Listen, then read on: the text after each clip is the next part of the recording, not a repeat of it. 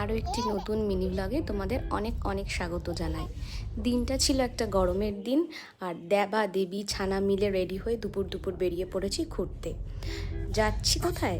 আমার মেয়ের দিদি ভাইয়ের জন্মদিন উপলক্ষে সেলিব্রেট করতে, মানে বার্থডে সেলিব্রেশনের। একটু দূরে থাকে ওরা, তাই দুপুর দুপুর বেরিয়ে পড়েছিলাম। দিদি ভাই মানে আমার হাজব্যান্ডের ভাইজি, মানে আমাদেরই বাড়ির মেয়ে।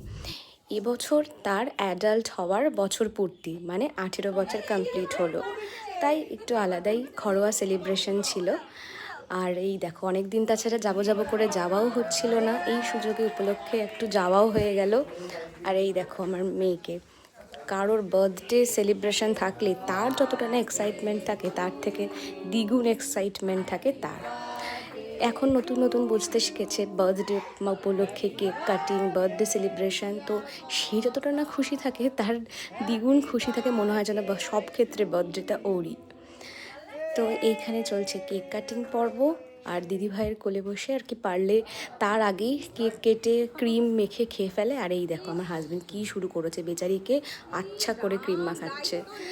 তো এই ছিল আজকের দিনের কিছু মুহূর্ত তোমাদের সঙ্গে ভাগ করে নিলাম। দেখা হবে পরে আরও একটি অন্য নতুন মিনি ভ্লগে। ততক্ষণের জন্য টাটা, বাই বাই, আবার দেখা।